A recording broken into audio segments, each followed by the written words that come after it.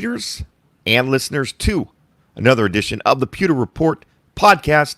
I'm Mark Cook, along with my colleague, Mr. John Ledyard. How are you, John? If I'm being Should I honest, even ask that? I don't know, man. Yeah. I went from watching the Steelers almost lose to the Cowboys with half their team as backups to whatever you call that Sunday night performance by the Bucs. So I'm just going to be honest with you. I'm not doing that great right now, Mark. I'm a little bit peeved right now, Mark. You see my hair? It's not as perfectly manicured as it normally is, and the reason that is because I was doing a lot of this all night. And it started yesterday with the Florida State game. I didn't think it could get worse than that. Tonight's game was officially worse than the Florida State game yesterday because not a lot of people expected Florida State to win. A lot of people thought the Buccaneers would, even if they did win, it would be a lot more competitive game. This was an absolute 100% just embarrassment. It could not have gone worse, other than a major injury, which that didn't happen. But other than that, things could not have gone worse for this Buccaneer football team tonight.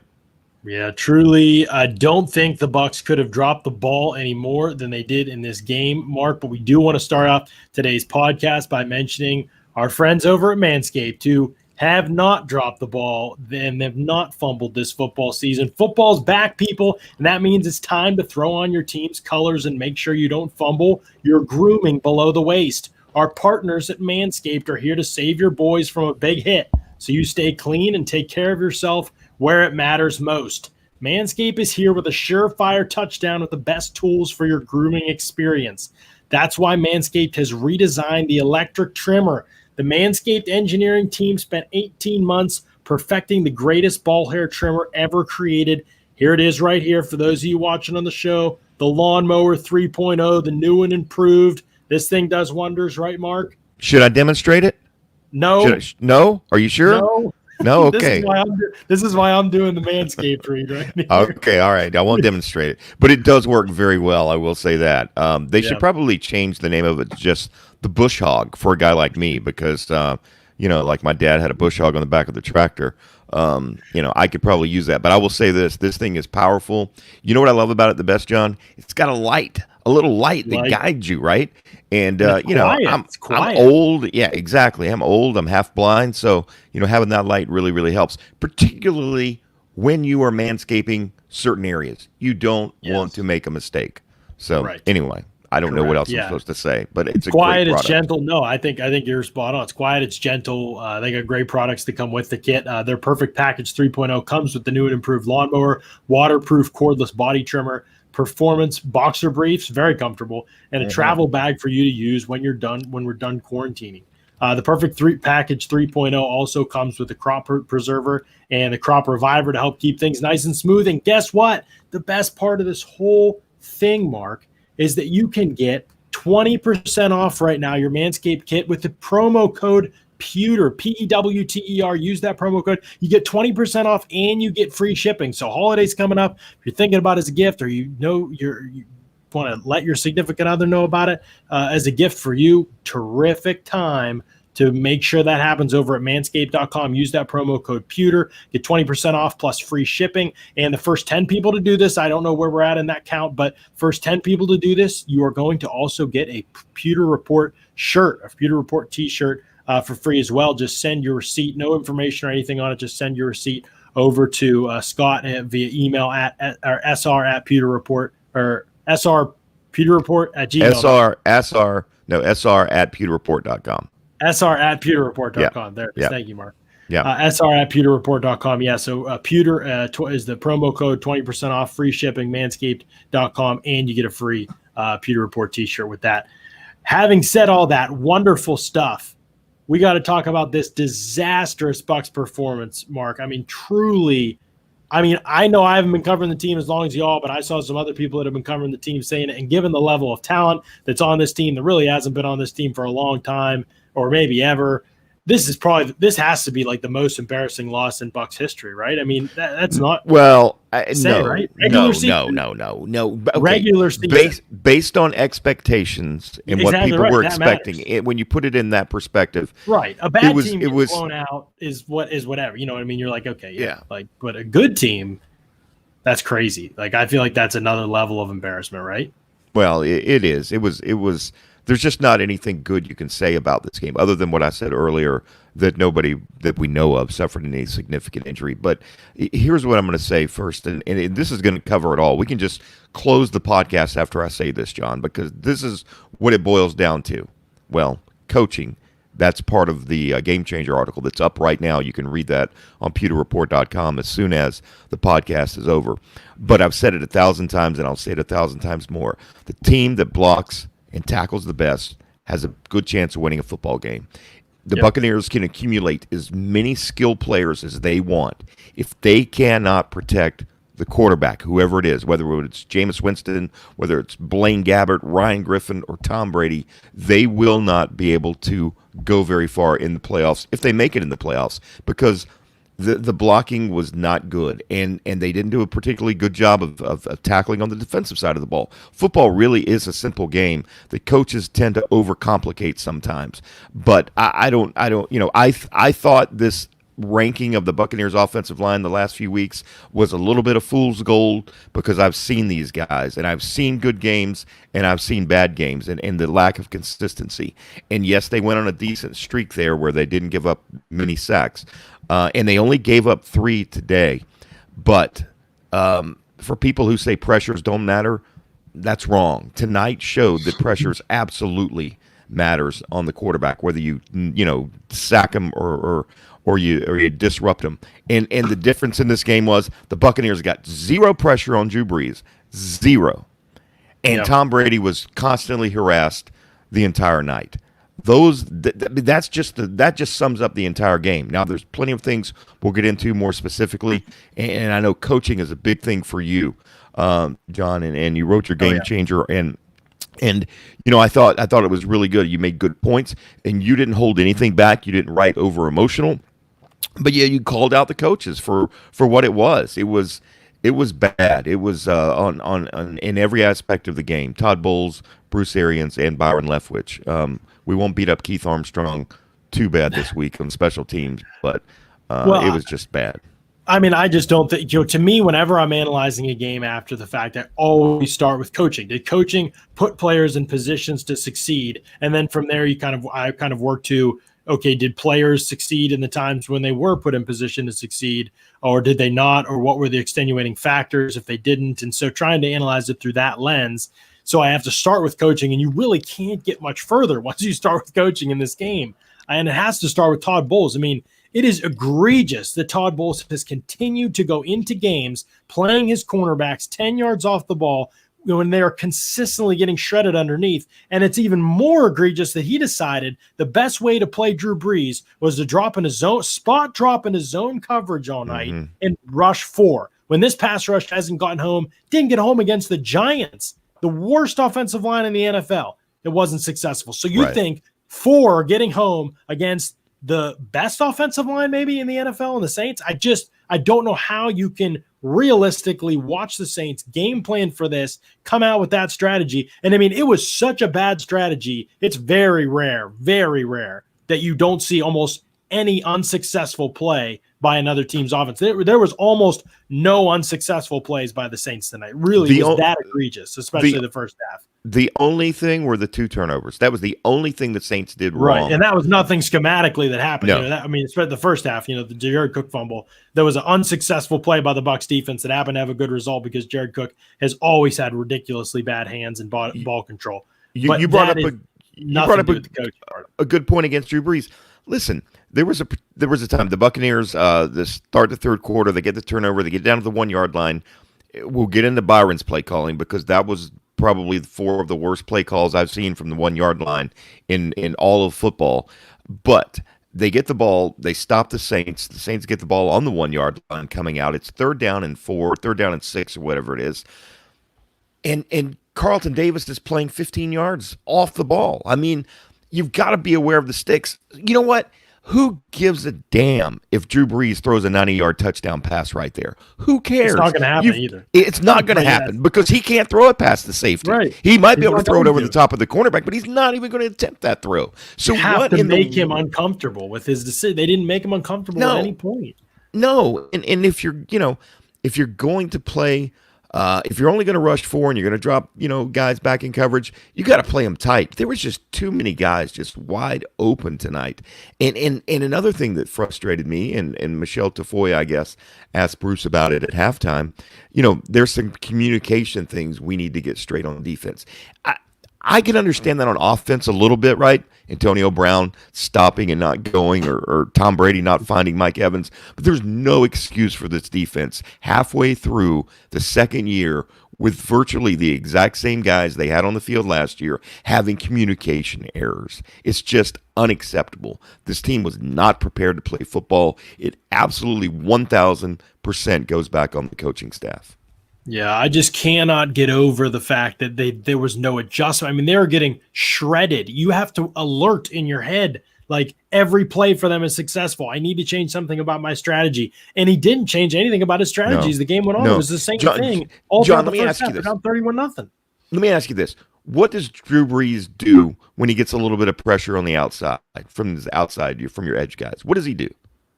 He steps up in the pocket. And I understand Devin White's assignment was to stay on Alvin Kamara. You have to have somebody on this guy. But where were the A-gap blitzes from anybody? Why was there no pressure created up the middle? Again, Bruce said in his post-game press conference, I don't know how many of our listeners heard him say it, but he said our plan was to, play coverage and try and get our front 4 home. Well, it wasn't working. Get front 4 home. and it wasn't working at any point. So why, at that point, don't you switch things up? Why don't you try it? You're not going to come back when it's 31-0. It's just not going to happen. I don't care if it is Tom Brady at quarterback. But, Jesus, make it a little bit more competitive. Give your fans, the people, the national TV audience, something to hang on to. I mean, this was difficult for us, and it's our job to cover every single play of this game. It was difficult for me to continue to watch this football game, and it's been a long time since I've been able to say that, because this was just an uncompetitive, poorly coached football team. And again, I'm trying not to be over emotional, but man, it was bad. But, fans know, if you're coming here and if you're subscribing to the Pewter Report podcast, we are always going to call it like it is. Emotions are definitely, certainly part of it. I don't think any of us pretend, although we do our jobs professionally, we don't pretend that we don't want the Bucs to win. Of course we want them to win. It helps us, right? The more wins, the more people come to the website. Right. Everybody's happy. It makes our job easier during the week. Right. But plus you get around a team and you have an affinity for them. Like, if that's a problem with people, sue us. So we're going to say it like it is, but also we're going to do it, level-headed and clear-minded and professionally. And this is a game that it deserves. It has to happen. There's no way you can come away from this game and not think coaching was the number one problem. And you mentioned Byron Leftwich. I just, and I know I'll let you rant about his goal line play calls, which were ridiculous, but I don't understand how you come out in this game and you have nothing designed. I know Mike Evans might not be like the easiest guy. Like, you're not going to scheme Mike Evans a touch on a wide receiver screen or something like that, but you have to have better answers at this point in the season for getting Mike Evans involved. It shouldn't take until the second half to put Mike Evans in the slot. And while you're messing around with him in the first half, you're trying to get the ball to Ronald Jones and manufacture touches, the guy who's been benched the last 2 weeks for plays in the passing game. Now that you have Antonio Brown, Chris Godwin, and Mike Evans, you want to get Ronald Jones the ball and spit. Like, I just, it's – But is that – I want to know, though, is that the play call, or is that Brady, giving up or not giving up, but bailing out a little too soon and using Ronald that safety Jones, valve? 3rd and 14 was a design play call. The receivers coming off blocking and a design play, and then the screen that got tipped, and that was a fluke play for sure. But the process, like, it's just the screens have been bad all year. We haven't seen one successful screen from this team. I'm going to say it, and this is not going to be popular with people at One Buccaneer Place. Byron Leftwich is not a good enough offensive coordinator to win a Super Bowl. I don't think he can do it this year. He just got his ass handed to him by Sean Payton, by Dennis Allen, and he's just not in that realm. I mean, the talent is there, Although we can start questioning now, is the talent there, particularly at certain positions on the offensive line? I know you don't beat up Donovan Talent's Smith there. as bad as me, but Yeah. I mean, whatever reason, if you know Donovan Smith is struggling as he went through a little stretch there, as he seems to every game, why are you not giving him help? Again, that goes back on coaching.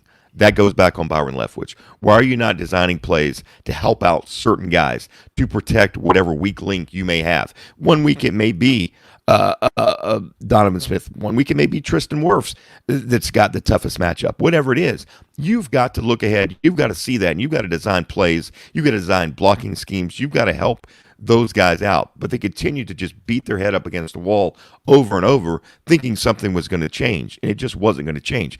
I don't think Byron Leftwich is a good enough offensive coordinator at this point in his career to win a Super Bowl in Tampa Bay. Yeah. I just don't. I mean, I hear you on that completely. It's probably been the number one thought in my mind, if I'm being honest, like evaluating this team from week one.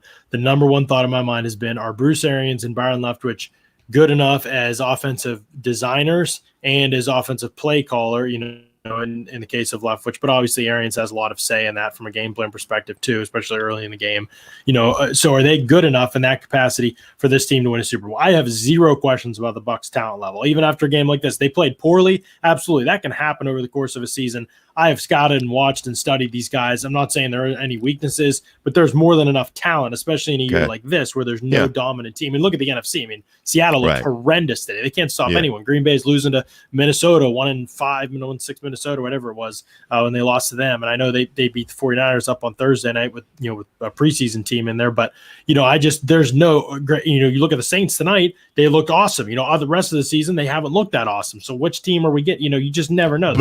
Bucs kill the Packers, but then they come out and look ridiculous tonight. And so it's just hard to know what you're ever getting. So I say all that to say the NFC is a level playing field. But what I think when I ask the question about the Bucs and where they rank amongst those teams, for me, coaching is the big struggle point right now. I don't think they're like a horribly coached team, but the Saints are a brilliantly coached team. Seattle is, especially on offense. Seattle has been a brilliantly run offense for most of the season. And so when you get into games like that, the Packers, the same thing, way more creative, way more dynamic. I know the Bucs took it to them, so that's hard for Bucs fans maybe to see and know, but that's why we look at big sample sizes. And to me, that's the talent is definitely there for Tampa Bay, and there are certainly some good things they do. I definitely don't want to throw the baby out with the bathwater or anything like that when I talk about this, and say this team doesn't have a chance or anything like that. I absolutely think that they do. This season's a long season. This is 1 week, but I do think this week brings up some of the concerns that should exist long term. I said after the Bears game, I don't feel any differently about this team moving forward. I could tell the Bears game was just a bad game. Like, they had a million chances. There were tons of fluky things. It was just a bad game. This tonight, they just got destroyed by a team that's frankly just better than them and owns them and knows how to beat them. That's more concerning. Right. Exactly. This wasn't just a bad game where a couple bounces went the wrong way.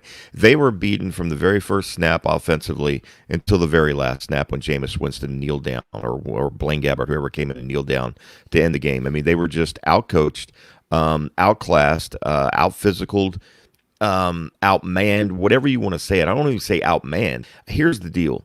The Saints defensive line wanted to kick the Bucs offensive line's ass, and they did. And the Buccaneers offensive line did not want to kick the Saints defensive line's ass. I am such a simpleton. Y'all can laugh at me, my Plant City mentality. Look, man, football is a game of will. You impose your will, particularly in the trenches. And this offensive line was not tough enough tonight. They haven't been tough enough the last 5 games against the Saints. They did not play well against the same thing. I felt they weren't very physical against the Bears. 2 very physical defensive lines the Buccaneers have faced 3 times this year, and those are the 3 losses. And I don't know how it changes. We can say this too, John. The Buccaneers won a Super Bowl in 2002 and lost to the Saints in both games. The Saints weren't a very good football team, but I mean, okay, they lost to the Saints. They were swept by the Saints and still won a Super Bowl. But this is a much different Saints football team than we saw in 2002. And I mean, maybe the Saints get bounced out early in the playoffs like they have the last couple years, and that opens the door for a path. But if the Buccaneers have to play the Saints again, there's no way, no how, no chance that I would pick the Buccaneers to beat this football team, and I don't know that I can even consider picking them to beat Carolina. Carolina has a physical front four, and they're going to get after it. They're going to see what the Saints did. It's a copycat league. Matt Rule's not stupid, even though it's his first year in the league. Next week's game is not. We chalk that up as a win early in the Huge year, game. but Yeah, it's huge an absolutely huge game with who the Rams and then the Chiefs coming up after that. Right. I certainly think you could probably bet on a better Bucs performance in that game, but I still think the outcome will be up in the air for a little while. But where the outcomes are up in the air and you can still lay down big bets and potentially win big money is with our friends over at MyBookie. Late fall college football, the NBA bubble, and the UFC Fight Island. It's clear 2020 has been a year unlike any other, which is why you need a sports book with offers unlike any other. Get some skin in the game with MyBookie, where odds boosts, lightning deals, and free bets await all season long. And with Turkey Day right around the corner, there really is no better time to feast on some NFL action. Whether you're a first-time customer or have been playing with MyBookie for years, there is no shortage of value to be found in the thousands of game lines, unique prop bets, and contests that they offer every week. Sign up or get reloaded today. Find an edge, make your bet, and get paid. They also boast a fully fledged casino platform giving you access to all the classic table, slot, and card games you'd expect to find at your local spot. And the best part is, at MyBookie, the doors never close, so you can continue to build your bankroll even after the stadium lights have gone out. Make the right play and sign up today at MyBookie. And when you do, use promo code PEWTER, P-E-W-T-E-R, to get your deposit matched halfway, all the way up to $1,000. The terms are simple. You put in $200, they'll match you with another $100 in your account. If you are already planning to bet this season, this is free betting money. Use that promo code PEWTER, P-E-W-T-E-R, when you sign up. It's winning season at MyBookie, so come join in the fun and win some cash while you're at it. And I'm telling you, not many of the NBC analysts would have won much today with the way they bet. Yeah. Every single one of them picked the Bucs. Was I the only Pewter reporter to pick the Saints in this? I picked the Buccaneers to win 31-30, but I'll be honest with you, John. Of course, it's easy to play revisionist here, but I was not comfortable with that pick at all. I just wasn't. I've seen the way that this team has played the Saints the last 4 times before this game, and it just was not a good matchup. It was just not a good matchup for this offensive line. And again, I think it all comes down to that. I mean, we can say the Buccaneers defense got pushed around a little bit here and there, but I think they were doing kind of what they were coached. The Bucs offensive line just could not handle what the Saints did, and the Saints didn't bring a ton of extra guys. I mean, they were just whipped up front. And, we asked Bruce if not having Ali Marpet in there made any difference. And he said he doesn't think Joe Haig played particularly bad. I'll have to look at the film. I don't think Joe Haig did. I mean, he gave up a few pressures, but it was coming from everywhere. Yeah. I mean, really, Tristan Wirfs at one point, John, I love, you're going to break down the film and take a look at this offensive line, I know. But you're going to see a play in the second half where Tristan Wirfs, for the first time this year, just gets pancaked, just gets overpowered. Now he trips on a guy, and I don't know if it was Alex Kappa who's laying on the ground, but Tristan Wirfs just got planted by a Saints defensive end. And Donovan Smith, again, I know that you was give it him that a little play bit more, in the Donovan Smith where he got hit from behind, maybe so. Smith, It was right around that period, though. You'll see it. It's something we really haven't seen from Tristan Wirfs. But I'm going to say this too, and people can hate me for this as well, but the Donovan Smith experiment's got to be over. It's been 6 years. He's just, I mean, for the money that he's due next year, I think the Buccaneers can do something a little bit different. I really do. It's just, it's just frustrating to watch him have those periods where, he'll go through stretches where he plays fairly well. John, I texted you during the thing. Every offensive line coach that Donovan Smith has had, we've interviewed him in the offseason, they all say the same thing. Donovan Smith can be as good as Donovan Smith wants to be, but it's up to Donovan Smith. He has the tools to be better than he is, and I have a feeling that he's going to be the worst graded offensive lineman, probably worse than Haig when the PFF grades come out tomorrow. Yeah, he's so many of the same issues that just kind of don't really get better. I'm actually surprised he has as much success as he does playing well for those stretches of games. He just kind of like has this two-handed punch that he just falls in love with. I mean, he just overuses the heck out of the thing. And Trey Hendrickson's always ready for it. And that's why I think he gives him issues in a game like this. Donovan just has his ups and downs. Like, that's the thing. And, I know he's kind of guy that's probably going to be hated no matter where he goes because he's going to have some ugly reps, and really that's the only time offensive lineman get noticed, and he's going to pick up some penalties. And really, that's, most fans only pay attention to a guy when they get beat or when something negative happens. I think he's around a league average starter at left tackle, and you're obviously paying him like a really good one, and so it comes down to cost allotment and whether you could feel like you can replace that. The tricky part is you can't have a hole there. You can't sign somebody off the street for Brady's last year. You can't bench him right now. I mean, I think you have to move Wirfs over and then find you a right tackle in the offseason next year, whether it's via the draft, the offseason trade, or a free agent. But the Buccaneers. That's a whole other conversation too, because Wirfs only played a left tackle a little bit in college, and it wasn't his better side. And can he make that switch? Isn't just automatic. No, and he's I so agree. good at right tackle, and he faces and you can't arguably better pass rushers over there. So and he can't do it mid-season. I mean, that would be asking too much for him to do as well. So and Donovan, Donovan has not been a pro. Like, he's not anywhere close. In my opinion, he's not anywhere close to like talking about benching him or anything like that. No. Like that. There are some people who would like to. Didn't have a great game tonight. yeah. Some people always like to. But the thing is, this is the same thing we've seen from Donovan Smith though for years, and I would rather have a less talented but a more consistent guy at left tackle than a guy with all the potential in the world who plays like a potential Pro Bowler for a couple games at a time and then just craps the bed from time to time as well. I mean, just the consistency. And Tom Brady's going to die. He's going to die at some point if the offensive line doesn't get better. I mean, he is 43 years old. I don't care how many vitamins he takes and how much hot yoga he does and how many massages he gets from Giselle. The bottom line is he's still 43 years old, and many more games like today and the whole season could be over. And you made a good point in your game changer. Why in the hell is Bruce Arians still playing him when the game's 31-0 at that point? Oh, my gosh. I mean, because if he does go down, any chance of anything happening in the postseason is over with. So, you got to think about the big picture, man. Like what he said after the game was so irresponsible too. Like he's the quarterback. We got to put points on board. No, dude. Like, your responsibility is to do what's best for your team long term. Right. If you can't put aside emotions and make a best decision for the health and the well-being of your team moving forward long term in the season, then you shouldn't be making those decisions. You know what? If this is the Super Bowl, shit, play him. Who cares? All right. If he gets hurt, you get the whole offseason to get better. But not in week 8.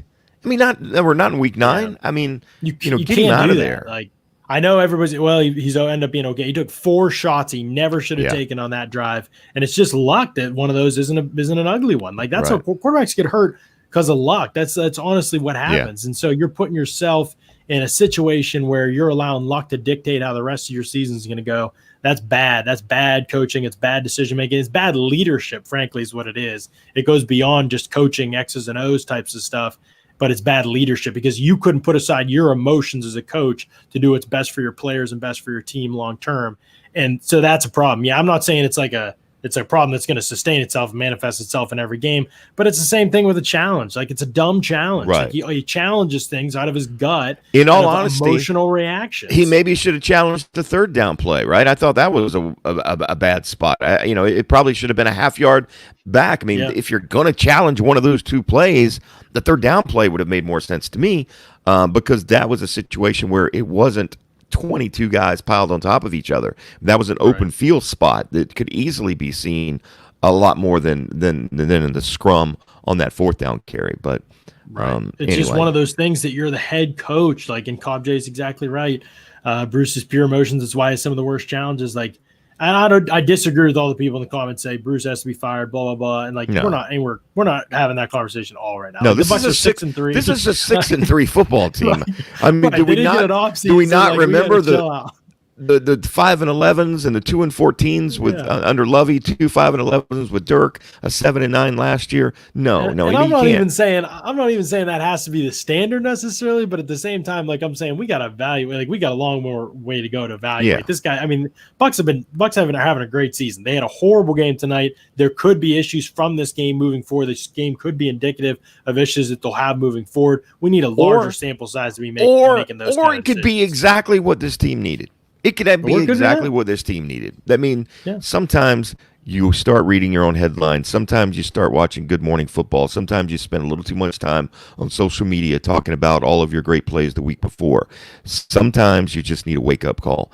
Not normally this bad of a wake up call. You don't want to get beaten and just, abused. But I talked about it until the Buccaneers beat the Saints. They're going to be the second class citizens of the NFC South. The bullies, tried to take the Buccaneers lunch money. The Buccaneers tried to fight back, and the bully punched him square in the mouth. I don't know how that changes, but you can't fire the coach mid-season, and you can't bench Donovan Smith. I mean, that's just over emotional reactions from us. Although we might scream that in the middle of the game. I mean, I at one point thought to myself, geez, throw anybody in there, but that's not very smart. It's just me being over emotional at that point. So. Yeah, I mean, it's one of those things that it's you have to be able to. You can be extremely upset about the game. You can think about things long term. You have to be able to think about like the larger sample size of what's happened here this season, and more good than bad has happened, obviously. But this was bad, and we're talking about tonight. And in the context of tonight, I have a hard time getting past coaching. I have a hard time getting past the fact that I don't feel like players were in a position to succeed very much. I have a hard time getting past the fact that I know we haven't even talked about Tom Brady, and we should talk about Tom Brady. Yeah. But it is hard for me to really be able to criticize Tom Brady when I don't feel like he had a fighting chance in this game. I mean, the screenplay I'm thinking about the holding on Donovan Smith, putting him in 2nd and 20, and then the play calls thereafter.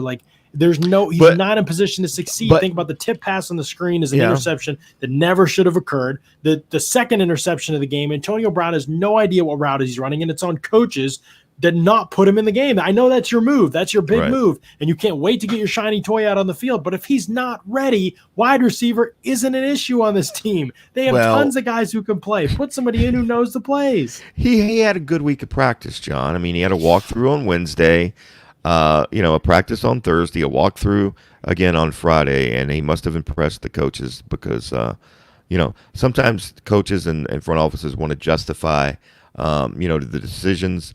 And if Antonio Brown would have came out and had 120 yards receiving, then the noise of his transgressions and those things, people kind of tend to forget and forgive a little bit. So I don't know if it was them trying to force it. Tom Brady wants to look good in this situation. He's just like, hey, I brought this guy into my house. I'm the one that's been wanting him to be on this team. I've been, so I'm going to try and get him the football. In the meantime, your best receiver on your football team is not even getting a target in the first half. It's just inexcusable. I mean, we talk about Mike Evans being a great guy and not getting frustrated. A couple more games like this, meaning when they're getting their asses kicked and they're scoring 3 points, I would be upset if I'm Mike Evans. And if I'm Tom Brady, I'm going into the office tomorrow and I'm like, look, Byron, here's the deal. We've got to come up with better game plans. And I'm not saying Tom Brady should be calling the plays, but at the same time, I don't know how much input he has, but I think he needs a better input because it just wasn't a very good. And one other thing we were talking about, and I texted this during the thing too, and I know there's nothing the Buccaneers can do about it at this point, but this goes back to coaching. Designing plays for these running backs in the passing game is foolish. There's not anybody except for LaShawn McCoy, who we haven't even seen in the last few weeks, who can make a guy miss in the open field. Every time Leonard Fournette, he might run over a guy, right? He might break that tackle, but Ronald Jones and Leonard Fournette get tackled in the open field 99% of the time. And I understand Tom Brady is used to having running backs that are extensions of the running game who can make things happen, but he doesn't have a roster of those guys right now. And last thing, and I'll let you go. I'm not going to let you go, but I'll let you wrap it up or however long we're going to go here. But here's the thing: there were 5 rushes in this game, and one of them was a kneel down. It was an NFL record for the fewest amount of rushes in an NFL football game. I mean, I get that you're down and you got to get into the 2-minute offense because we asked Bruce about that, but you've got to. Play action doesn't work if you don't ever run the football. If you only run it 3 times through 3.5 quarters. They didn't have a shot tonight, though, right? I mean, they were down their first 4 possessions. They allowed touchdowns. I know. I agree, and so, could have been more if Jared Cook had a hold on to the football. I mean, 4 or 5 possessions, I guess. Yeah. No, I mean. It's hard. I mean, I thought, and then they run the ball well, but Donovan Smith called for holding him. We never got to see the replay. I thought one holding call against him earlier this year was complete bogus. So we don't ever got to see the replay. So I'll watch it on the tape and see. But I'm not saying it was or wasn't. But I laughed at this. Cobb J says we should have made the game plan around Jaden Mickens. That seemed to work well against the Giants. But that's a funny thing. Everybody's talking about the Giants. The Giants played better defense this year than the Saints. And I know people don't maybe think of that because the Giants have such a bad record. But last week when the Bucs offense, and again, they scored on, a lot of their last 5 of their last 6 possessions or something like that in that game. And, they should have finished in the end zone a little more often for sure. But I think the Giants were a tough test. And I said that before the game. I predicted the final score would be 24-9 in that game. And I thought that the Bucs offense would struggle in that game and have to find their way late, which they did. Thing I didn't anticipate was the defense playing as poorly as they have, as they did in that game, and they didn't play well against the Raiders. They got out of hand because of the Bucs offense, but that was a one-score game late in that fourth quarter. Early in the fourth quarter too. The Bucs defense didn't play well. They didn't play well against the Giants, and they played one of the worst games I really honestly have ever seen. But I think that it's coaching more than it's players. I mean, there are weaknesses of certain players. I've written at length about these. Jamel Dean has to stop biting on double moves. Like, there's no question about it. Devin White is bad in coverage right now. Jordan Whitehead has his limitations, but every defense has those. I think at the end of the day, how do you use those guys? And right now the scheme, unless Todd Bowles changes his coverage schemes and I mean, I don't think it's necessarily his fault they can't get pressure with 4, but unless he changes those coverage schemes, I think you're going to continue to lean on 4 as a pass rush group, and it's not going to be successful for you. You just can't win that way when your group isn't very dominant like theirs isn't. In zone against Breeze, period, was a bad idea. I'm not saying you could never run zone coverage. I'm just saying, the fact that they did wasn't even mixing it up. It's egregious to me. I thought it seems so clear and obvious that when you're facing Drew Brees, there's not a better, and he's better than Tom Brady at picking apart zone defenses. There's not been a better quarterback that I've seen that if you give him time, won't pick apart a defense. And even better than Tom Brady when it comes to those zones. Tom Brady's got 6 Super Bowls. Drew has 1, but I would still take Drew if we're strictly doing a competition on picking apart zones.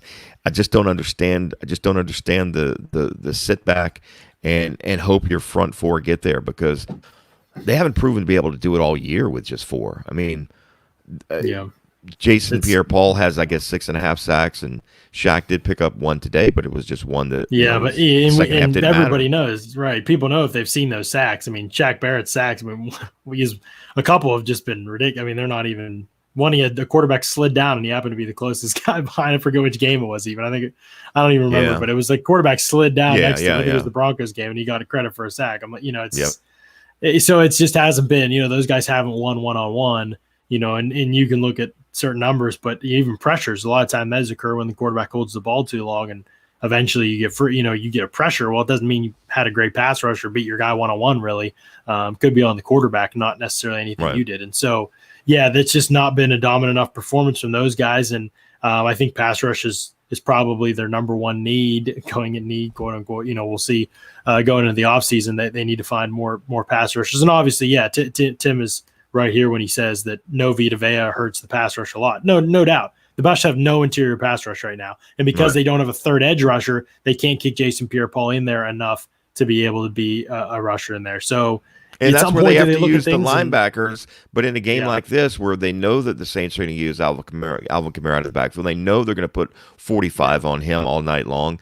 But you know what? Again, I almost say, okay, if Kamara beats you catching a screen pass and taking 80 yards, if you blitz Devin White, so be it. At least you've given an effort. I mean, just if not, Drew Brees is going to sit there and just pick you apart. He's patient. He doesn't force the ball. He's going to take what the defense gives him, and he's just too smart. And he was just too smart for Todd Bowles today. Speaking of coverages, John, I've been warning you guys about hurricane season not being over. We've got a storm out there right now. I don't know if they can still write coverage, but I would call BriarGreaves first thing tomorrow if you have any questions about your coverage. BriarGreaves Insurance Agency has been family-owned for 3 generations, 30 years of serving the greater Tampa Bay area. Nothing stays in business for 30 years unless they do a hell of a job. They're an award-winning agency. They'll handle your home, auto, boat, life, flood, commercial. Call and speak with Sam or Briar for that personalized touch. You can give them a call, 813 813-876-4166. Again, 813-876-4166. Even if you don't own a home, you need life insurance. And you're thinking to yourself, well, I'm young. I'm not going to die for another 40 years. The best time to buy insurance, life insurance, is young. You can get term insurance for next to nothing, but you got to call BriarGreaves to do it. But they can take care of you in all aspects of all of your insurance. Don't forget that. There's plenty of companies that have been canceling policies throughout Florida. BriarGreaves works with a ton of different lines of insurance. They'll find you the right policy for the best price. Even if you have coverage right now, give them a call. Just let them see what they can do. They save Scott Reynolds money. They've saved me money in the past. They take care of me on my insurance end, and now Scott Reynolds as well. John, we're going to get you to give them a call at some point too. Oh, yeah. They're going to save me money in the future. They are. 813-876-4166, 813-876-4166, or go online, BriarGreavesInsurance.com. Lots to take away from this game, Mark. I want to forget about it. Really I want to be like Bruce. I want to be like, forget about it tomorrow, And unfortunately, we're not going to be able to. The players, we're actually going to be on here talking about it tomorrow on the Pewter Report podcast. 4 p.m. We'll be live. We'll have some more thoughts. Get to view a little bit of the tape. You get to look at the numbers, look at the snap counts, look at some of the deeper numbers coming out of the game, and talk to you all about it tomorrow at 4 p.m. Here we'll be live again. If you're just tuning in, you're like, man, this podcast is pretty cool. Like, I could hear these guys rant and rave a little bit more. Subscribe, Pewter Report Podcast, Pewter Report TV on YouTube. Subscribe, hit that bell, get the notifications for when we go live. If you're watching on Facebook or Twitter, show us some love, but still hit that subscribe over at YouTube for sure. But hit the likes and the hearts and all that. Bump us up. I think that does something for us. I'm not really sure what. And the super chat donations are much appreciated as well. I know we had a couple tonight too, so we thank you all for that. It's been a lot of fun. Big picture, Mark. Big picture from here. They play the Panthers next week. Then another dreaded night game against the Rams on Monday Night Football. Then the Chiefs, a 4:00 game. Doesn't get much time. Panthers played great against the Chiefs today. That offense looks serious. The Bucs defense didn't exactly play lights out against them the first time around, and I'd say both the Panthers offense is trending up since then, Bucs defense trending down since then, and so it'll be very interesting to see how that second matchup goes. We'll obviously have a lot of time to get into the details of it, but it becomes a really important game for the Bucs because the Chiefs and the Rams are going to be tough ones, and even at the end of the season, closing out Minnesota is not your typical 2-5 team. Now what are they? 3-5? I don't know what they are. 3-5. 3-6. They've won a couple in a row. 3-6. Yeah. But they're not your typical team with that kind of a record. They're dangerous and they have a lot of weapons, and they're going to figure some things out. I don't know if they'll be a playoff team and be able to climb out of that hole. But they're going to be a tough team, and so that's a team that they have to play, and they have to play Atlanta twice. And Atlanta's not easy for anybody. They've lost a ton of games because they're Atlanta, but they're loaded with talent on offense. Better. I mean, they're just absolutely loaded. Obviously the receiver position and the quarterback. So they're a dangerous team as well. There's not any easy games coming up, particularly for the Buccaneers. I would venture to say that this Panthers game might be tougher than the Rams game the following week. I don't know. Yeah. The Rams don't scare me as much as the Panthers because it's the second time around. Matt Rule gets his second chance at this Buccaneer offense. There's 8-9 games on tape or whatever it is now. So we'll see. The biggest thing for me. You can't get out. Here's the deal, Todd Bowles. You can't get out coached by a rookie head coach. You just can't. That just can't happen. You can't. It just can't happen. Up. Yeah, you've got to show the young boys in the NFC South who the boss is, and you've got to come up with a hell of a lot better game plan than you did tonight. Yeah. And Joe Gilbert and Harold Goodwin. I'm sorry, I always mix those up with Chris. They got to light a fire under these guys' asses. They got to just show them we're not successful if Tom Brady doesn't have time to throw the football. We're just not. Mm-hmm. And whatever we got to do, maybe more max protect. Maybe they have too many weapons, right? Maybe, and think about this. They weren't able to bring in that extra offensive lineman because Joe Haig was playing for Ali Marpet. So, they're going to have I'll say this in reference to what you're talking about. Like if they're going to have run 4 wide receiver sets, which I love, they need to run shorter route combinations. They're running these super long route combinations. Brady ends up looking silly because he's holding the ball so long, but they're running super long route combinations down in a game. You have to chip away. You are no team. They're going to be playing too deep. They're going to be dropping. They're going to be playing quarters coverage. You're not going to have success down the field the way that you want to late in a game like that. So you've got to be able to take and pick apart teams underneath and have route combinations that are getting open a lot quicker. And that's not something that's happened for the Bucs right now. And if you have 4 wide receivers, great. But if you have 4 wide receivers and you're running 4 verts every play and your offensive line has to hold up against the pass rush that's coming, you're going to end up seeing the ball in Leonard Fournette and Ronald Jones' hands as checkdowns underneath a lot more than you should. And it's already a reason that's happened. So it's definitely something they need to be able to put together drives a little bit more effectively. And part of that is going to be route combinations getting open in the short game. And I know you mentioned earlier, you don't put this on Tom Brady. I think Tom Brady does deserve a little bit of the blame here.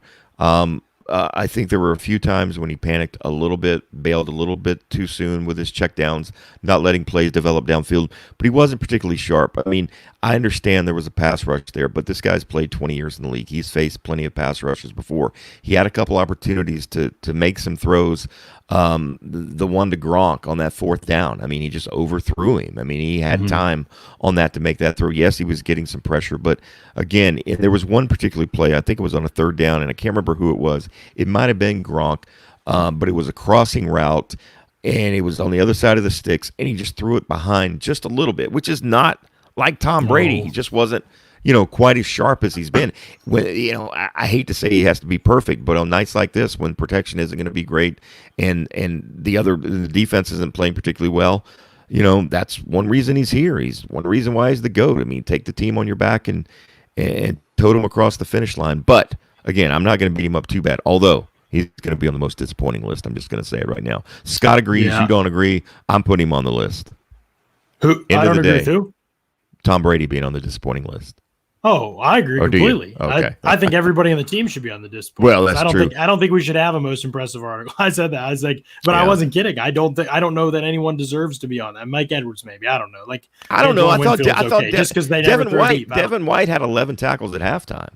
You know what I mean? I think he gave up 2 touchdowns. He can't cover anybody. It's egregious. They go after him constantly. I'm so frustrated with Devin. I mean, you have to be able to cover his linebacker in today's NFL. Well, that's true, but I think don't know.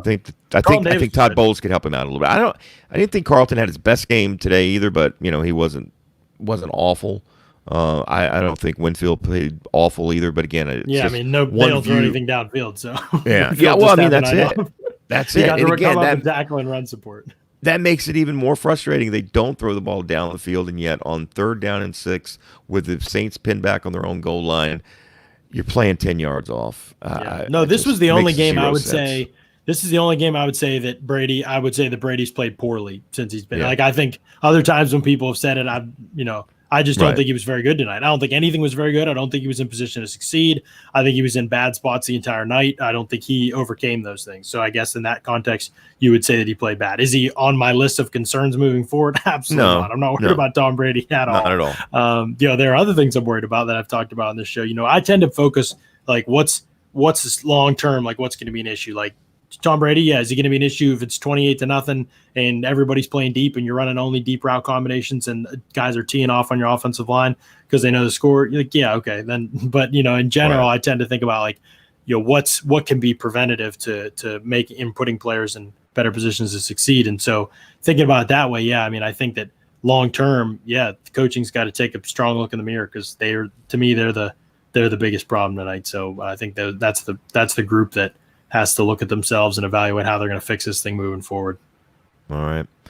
Well, is that it? Do we want to wrap it down? Wrap it. All right, I'm going to wrap it. We want to thank Manscaped. We want to thank BriarGreaves. We want to thank MyBookie.ag for being proud sponsors of the Pewter Nation. I'm sorry, I almost said Pewter Nation. We've changed it. Just a Pewter Report podcast. But anyway, for John Ledyard, I'm Mark Hooks, and we'll see you tomorrow at 4 o'clock with another edition of the Pewter Report podcast. Out.